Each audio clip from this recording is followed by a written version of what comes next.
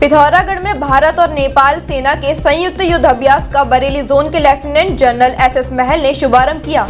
14 दिनों तक चलने वाले इस युद्ध अभ्यास में आधुनिक युद्ध तकनीकों के साथ गुरिल्ला युद्ध की बारीकियां भी जवानों को सिखाई जाएंगी और साथ ही उन्हें नई तकनीकों से अवगत कराया जाएगा। सेना क्षेत्र में 15 ऑपरेशन सूर्य किरण के तहत भारत और नेपाल सेना के संयुक्त युद्ध अभ्यास का बरेली जोन के लेफ्टिनेंट जनरल एसएस महल ने 6 गढ़वाल रेजिमेंट के मैदान में शुभारंभ किया। 14 दिनों तक चलने वाले इस युद्धाभ्यास में आधुनिक युद्ध तकनीकों के साथ गुरिल्ला युद्ध की बारीकियां जवानों को सिखाई जाएंगी।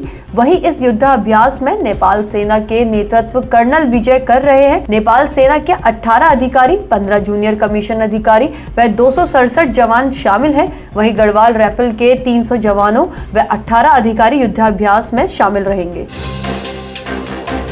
नगर पंचायत लालकुआ वार्ड नंबर 1 सहित विभिन्न वार्डों में सीसी रोड तोड़कर टाइल्स रोड बनाए जाने के विरोध में क्षेत्रवासियों ने तहसीलदार के माध्यम से जिला अधिकारी को ज्ञापन सौंपा और उचित कार्यवाही की मांग की। इस दौरान क्षेत्रवासियों ने कहा कि नगर पंचायत के वार्डों में पहले से ही मजबूत रोड पड़ी हुई है, जिसे कड़ी मशक्कत के बाद जेसीबी से तोड़कर सरकारी धन का दुरुपयोग करते हुए टाइल्स रोड डाली जा रही है। यहाँ जनता के हित में लगने वाला पैसा नगर पंचायत द्वारा बर्बाद किया जा रहा है।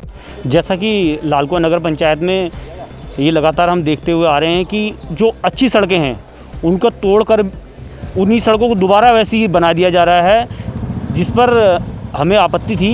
तो हमने एक ज्ञापन दिया है तहसीलदार साहब को कि यहाँ पर जो नगर पंचायत में जो पैसा आ रहा है, इस तरह फिजूल खर्ची की जा रही है, उसको गरीबों के विकास में पैसा लगाया जाए, न कि ये अच्छी रोडों को तोड़कर फिर उसी रोडों को वैसी बना दे रहे हैं। तो इस पर हमने ज्ञापन दे रखा है। तो मेरा सभी जो हम लोग यहाँ लालकुआ वासी हैं, मेरा तहसीलदार साहब से एक ज्ञापन के माध्यम से हमने बताया कि साहब कि जो रोडें अच्छी हैं उन रोडों को तोड़कर वैसी रोड ना बनाई जाए, गरीबों के उत्थान में पैसा लगाया जाए।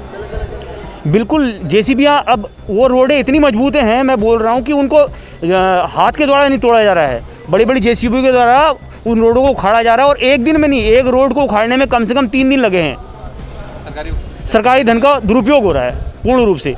अभी भ्रष्टाचार और सरकारी धन का दुरुपयोग हो रहा है, वो सब बेफालतू। और मेरा यह है जिलाधिकारी जी को हमने ज्ञापन दिया है, तहसीलदार साहब को, जिलाधिकारी के माध्यम से उसकी जाँच हो और उसकी उचित कार्रवाई हो। और ठेकेदार नगर पंचायत के अंदर जितने भी जनप्रतिनिधि हमारे हैं, सब ठेकेदारी प्रथा चालू कर दी किसी ने भी। झारखंड के मुख्यमंत्री हेमंत सोरेन की तरफ से भोजपुरी और मगही को लेकर दिए गए विवादित बयान के बाद विवेकदीप सिंह ने कहा कि आज विश्व में लगभग 20 करोड़ से अधिक लोग भोजपुरी बोलते हैं, जो कि भारत में ही नहीं विश्व के कई अन्य देशों में लोगों द्वारा बोली जाती है। इसलिए झारखंड के मुख्यमंत्री हेमंत सोरेन की तरफ से विवादित बयान देना उन्हें शोभा नहीं देता। इस तरह की टिप्पणी कर उन्होंने भोजपुरी एवं मगही बोलने वाले लोगों के आत्मसम्मान को ठेस पहुँचाने का काम किया है। ये जिम्मेवार पद पर बैठे हुए व्यक्ति हैं जो झारखंड का नेतृत्व कर रहे हैं, उनके मुख से ये जो बयान आया है ये बहुत दुर्भाग्यपूर्ण है। हेमंत सोरेन जी को तुरंत अपने इस बयान पर माफी मांगनी चाहिए, क्योंकि भोजपुरी हो या कोई भी क्षेत्रीय भाषा हो या किसी भी क्षेत्र की कोई भी पहचान हो, उस पर इस प्रकार की टिप्पणी करना उनको शोभा नहीं देता और उनको ही नहीं, देश के किसी भी व्यक्ति को शोभा नहीं देता है। तो मैं कहना चाहूंगा हेमंत सोरेन जी से कि वो इस बयान पर माफी मांगे, भोजपुरी लोगों से माफी मांगे, पूर्वांचल और बिहार और भोजपुरी बोलने वाली जनता से माफी मांगे। पूरे विश्व में लगभग 20 करोड़ से अधिक लोग भोजपुरी और मगधी भाषा के हैं और हेमंत सोरेन जी का जनरल नॉलेज थोड़ा सा कमजोर है। उन्होंने इस प्रकार का व्यक्तित्व देकर अपनी मानसिकता भी बता दी कि उनका आईक्यू लेवल और उनकी जनरल नॉलेज कितनी कमजोर है। जिस भाषा के अनुयायी, जिस भाषा को बोलने वाले लोग पूरे विश्व में 20 करोड़ से अधिक है, जिस भाषा से प्रेम करने वाले लोगों की संख्या निश्चित नहीं है, उस भाषा पर रोक लगाना दुर्भाग्यपूर्ण है और उनके रोक लगाने से रोक नहीं लगेगी। अगर वो रोक लगाएंगे, अपने राज्य में अपने मुख्यमंत्री पद का दुरुपयोग करेंगे, तो वहां की जनता उनको मुंहतोड़ जवाब देगी।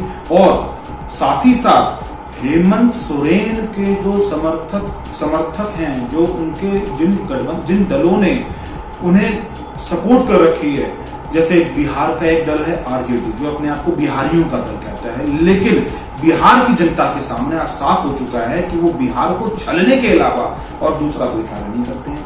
हेमंत सोरेन जी अगर वो बिहार की जनता को प्रेम करते हैं, भोजपुरी से प्रेम करते हैं, तो हेमंत सोरेन के इस व्यक्तित्व के बाद उन्हें तत्कालीन तौर पर इस्तीफा लेना चाहिए था। उन्हें तत्कालीन तौर पर हेमंत सोरेन की पार्टी के साथ गठबंधन तोड़ देना चाहिए था। कांग्रेस पूरे के पूरे देश में भोजपुरी भाषा के लोगों को रिझाने का काम करती है। पूरे देश में भोजपुरी भाषा के लोगों को तरह तरह के लोभ और प्रपंच में देकर फंसाने का काम करती है। कांग्रेस अगर इतनी ही भोजपुरी भाषा के लोगों की, बिहारियों की, पूर्वी उत्तर प्रदेश के लोगों की अगर हितैषी है, मगधी की हितैषी है, तो वो हेमंत सोरेन के दल से अपना गठबंधन वापस ले। मैं अपील करता हूं कि तत्कालीन तौर पर आप गठबंधन वापस लीजिए। अगर आप लोग गठबंधन वापस नहीं लेंगे तो निश्चित रूप से बिहार, पूर्वी उत्तर प्रदेश और भोजपुरी प्रेमी लोग आपको सबक सिखाने का काम करेंगे। राष्ट्रीय रेलवे यात्री सुविधा समिति की टीम द्वारा मुरादाबाद, काशीपुर और रुद्रपुर रेलवे स्टेशनों का निरीक्षण किया गया। इसी क्रम में टीम ने लालकुआ स्टेशन पहुंचकर निरीक्षण करते हुए सुविधाएं जांची व समस्याओं के निस्तारण की बात कही है। बिल्कुल, आज हम लोगों ने इसका निरीक्षण किया है। जो पैसेंजर एमिनिटीज़ कमेटी के अंडर जो हमारी गाइडलाइंस हैं उसके तहत हम लोगों ने देखा है, ये चीज़ें हमारी जानकारी में आई हैं। इसे हमने पॉइंट आउट किया है और कमेटी में हम इसे रखेंगे, रेलवे बोर्ड में हम इसे रखेंगे और इसका जल्दी ही इसका निवारण हो, ऐसा कोशिश करेंगे हम। पटरियाँ पार करने के लिए पुल तो है, लेकिन अगर विकलांग को अगर पटरियाँ पार करने में बड़ी दिक्कतें होती है, तो एलिवेटर जैसे कुछ व्यवस्था इस प्रकार की करी जाएगी। ये NSG 4 कैटेगरी में आता है और हमारी अभी कोशिश है कि यहाँ पर इस चीज़ की सुविधा हो। इसके लिए हम जल्द से जल्द इसको फाइल को पुट कर रहे हैं और कोशिश रहेगी कि यह एलिवेटर का या फिर लिफ्ट का प्रावधान जो है वो कर सके। यहाँ पहुँचने और क्या क्या निरीक्षण किया गया है और कौन सी रिपोर्टें जो है आगे को भेजेंगे आपको? हमने यहाँ रेलवे की रेल स्टेशन पर जो साफ़ सफाई का, स्वच्छता का और टॉयलेट्स का, वेटिंग हॉल्स का, खान पान का, इसके साथ पैसेंजर्स को यहाँ सुरक्षित, पैसेंजर अपने आप को सुरक्षित महसूस करें, सुरक्षा का, CCTV कैमरेज़ का, इन सब चीज़ों का हम लोगों ने निरीक्षण किया है। प्रतीक्षालय हैं, AC नहीं है, काफ़ी दिक्कतें भी होती हैं, तो ये सब समस्याओं के समाधान के लिए बिल्कुल हमने ये चीज़ें नोट की हैं और इसका हम अपना जो एडवाइस है वो रेल एमिनिटीज़ कमेटी की तरफ से रेलवे बोर्ड को रखेंगे।